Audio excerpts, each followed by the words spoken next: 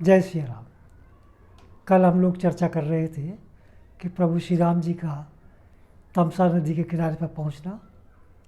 तो रात भर प्रभु ने वहाँ विश्राम करने के बाद, जैसा कि मैंने बताया कि 2 बजे के आसपास प्रभु ने सारथी से कहा कि यहाँ से रथ ले चलो, और वो रथ भी इस तरह ले चलो ताकि प्रजा को इसका अनुभव आभास ही ना हो सके।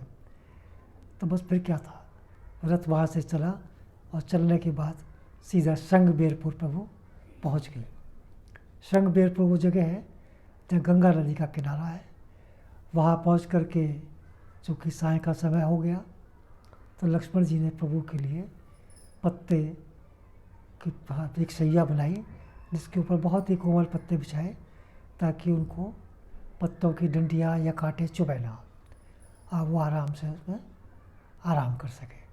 लेकिन जब इसकी सूचना वहाँ के निषाद राज गुरु को हुई, तो वो सीधा अपनी बैंगियों में भरकर फल और जल लेकर के वहाँ आया और प्रभु को उसने समर्पित किया। और सारा चर्चा जानने के बाद ये कारण जाना कि प्रभु आखिर यहाँ क्यों है। फिर भी उसने निवेदन किया कि प्रभु, मेरा नगर यहाँ से थोड़ी सी दूर पर है, तो मैं आपसे प्रार्थना करता हूँ कि आप बजाय यहाँ सोने के खुले में आप चल कर के, आप तो महलों के रहने वाले हैं, और ख़ास तौर से माता जानकी जो कि जनकपुर में भी महलों में रही हैं और मखमली गद्दों पे सोई हैं, तो आप चल कर वहाँ आराम कीजिए। तो प्रभु श्री राम जी ने इस पर कहा कि देखो, मेरे पिताजी ने मुझे वन जाने की आज्ञा दी है, जिसमें नगर में मैं नहीं जा सकता, और माँ जिनका विशेष मुझ पर कृपा रही है, उन्होंने मुझसे कहा है कि तुम विशेष उदासी होकर के, वनवासी होकर के वन में निवास करोगे, तो इसलिए मेरा नगर में जाना उचित नहीं है। तो गो ने कहा ठीक है प्रभु, आप यहीं आराम कीजिए। तो उसने अपने 8-10 जो उनके साथ के लोग थे उनको पैरे पे लगा दिया, और स्वयं लक्ष्मण जी के साथ और उनके सारथी उनके साथ विचार विमर्श शुरू हो गया। लक्ष्मण जी उस समय वीरासन में बैठ कर के प्रभु की रक्षा के लिए पूरी कोशिश में लग गए। एक रात में एक नींद भी उन्होंने नहीं ली, और वो चर्चा करते रहे। चर्चा भी बहुत तरह की चर्चा थी, जिसमें राजा का प्रभु को आदेश मौन रूप में देना और प्रभु को आज्ञा का स्वीकार करना।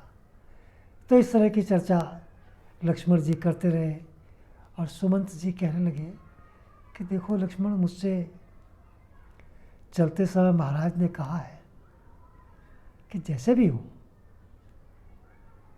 उनको लाने की वापस कोशिश करना। आप तो समझदार हैं, गंगा स्नान करा के 2-4 दिन वन में घुमा करके, जब उनका क्रोध शांत हो जाए और उनका मन करेगा तो वो वापस आ जाएंगे। दोनों भाइयों को सीता सहित ले आना। लेकिन फिर भी इसके बावजूद अगर भाई वहाँ से वापस ना आना चाहे, क्योंकि मैं जानता हूँ वो मर्यादा पुरुषोत्तम है, अगर राम ने कहा है तो वो मर्यादा का उल्लंघन नहीं करेगा, वो नहीं आएगा। और तुम्हारे लिए भी उन्होंने यही कहा है कि लक्ष्मण भी उनके बिना नहीं आ सकता।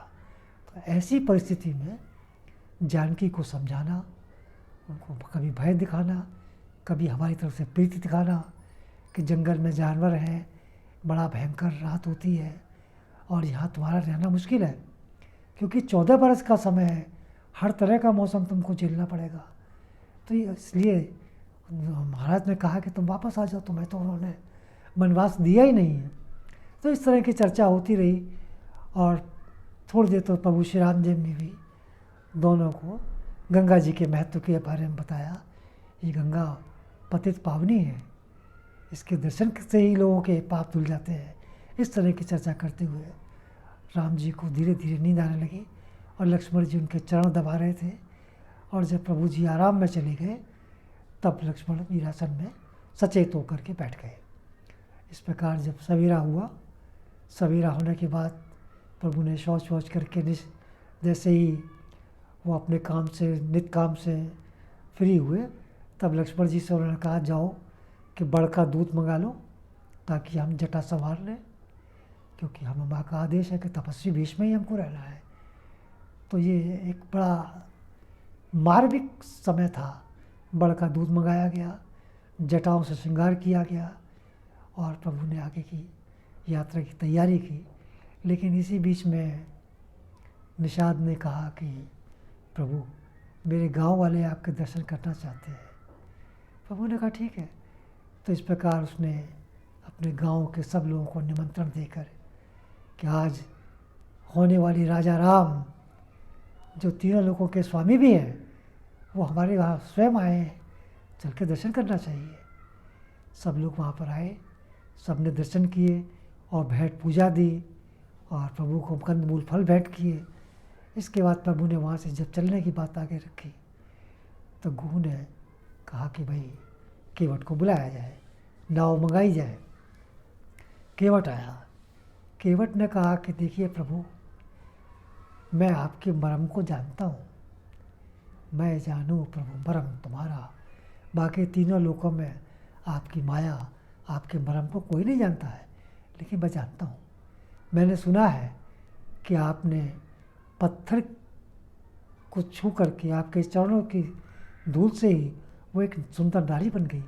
और मेरी तो ये काठ की नाव है, अगर कहीं ये नारी बन गई आपके चरण रखते ही, तो मेरी तो रोजी रोटी का सवाल है। और फिर मेरी पत्नी, उसको मैं क्या समझाऊंगा? हम तो इसी से अपना जीवन यापन करते हैं, हमारे बच्चे भी इसी से कमाई से हमारा घर चलता है। तो मैं ये चाहता हूँ कि आपकी चरण के धूल का महान प्रभाव है, तो मैं आपके चरण पखारूं और आप मुझे इसकी इजाज़त दें। प्रभु ने कहा तुमने कहाँ ऐसा सुन लिया, और हमको देर हो रही है, तुम जल्दी चलो। तो वो कहने लगा कि यही घाट से थोड़ी दूर आहे, कटिलो जल था दिखाई हो जो, बर मारी मोए बिना पग धोए, और नाथ ने नाव चढ़ाई हो जो। ये नाथ, इस घाट से थोड़ी दूर पर ही कमर तक जल है गंगा में, मैं आपके आगे आगे चलूँगा और आपको गंगा पार करा दूँगा। लेकिन अगर आप मेरी नाव में ही जाना चाहते हैं, उसमें विलम्ब तो होगा, तो मुझे आपको चरण पखारने की इजाज़त देनी पड़ेगी, अन्यथा ये मेरे लिए असंभव है। और वो बड़ा विद्वान आदमी था, सब कुछ होते हुए भी उसने प्रभु से वो मांग लिया कि जिसके लिए देवता भी तरसते हैं। प्रभु ने कहा ठीक है, जाओ पैर पखारो। तो पखारना और धोने में फ़र्क ये है कि अगर चरण धोने की बात होती तो वो अकेला ही धोता, और पखारने का मतलब है कि वो सहपत्नी चरणों का उनको धोए। तो वो घर गया, कठौआ लेके आया और उसमें जल भर के लाया, पत्नी को बुलाया और दोनों ने मिलकर प्रभु के चरण पखारे। और जब तक पखारे, जब तक उनका मन नहीं भरा। लक्ष्मण जी कह रहे हैं भाई देर हो रही है, तो वो कहता था कि ये तो मेरा काम है, ये मुझे करने दीजिए, और फिर नाव तो मुझे ही चलानी है। खैर वार्तालाप चलता रहा। चरण पखारने के बाद प्रभु को उसने बिठाया और माता जानकी को पहले चढ़ाया गया। ये देखिए हमारे यहाँ का एक कल्चर है, आप रामायण सुन रहे हैं, इससे बहुत से कल्चर के आपको छोटे छोटे पॉइंट्स मिलेंगे।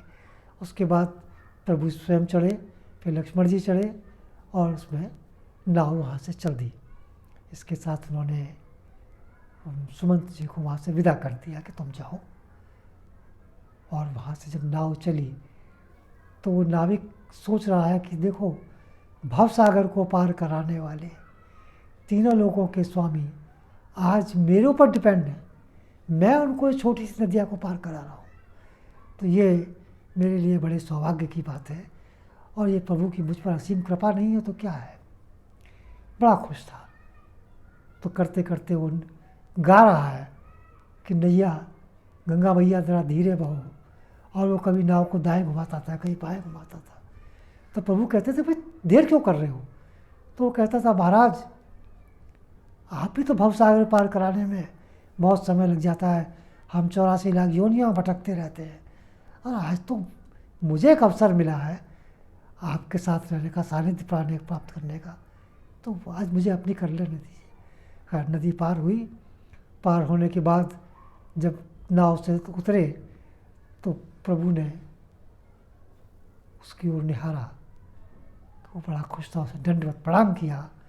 तो इसी बीच में प्रभु की निगाह जब माता जानकी से मिली तो वो समझ गई कि प्रभु कुछ इसको देना चाहते हैं। तो उन्होंने मुद्रिका उतारी और कहा कि ये इसको आप दे दीजिए। तो जब वो देने लगे तो वो कहने लगा कि देखिए मैं उतराई नहीं लूँगा। क्यों नहीं लूँगा? कि हमारी आपकी एक ही तो जाति है, आप भवसागर को पार कराने वाले हैं और मैंने छोटी सी नदियाँ पार कर दी, इसका मैं क्या आपसे बैठ लूँगा। हाँ, यदि आप उस पर प्रसन्न हैं, कुछ देना ही चाहते हैं तो आप वनवास से लौट आइए। अब की बार जब आप लौट के आएंगे और उस समय जो आप देंगे मैं सिर धारण करके उसको ले लूँगा।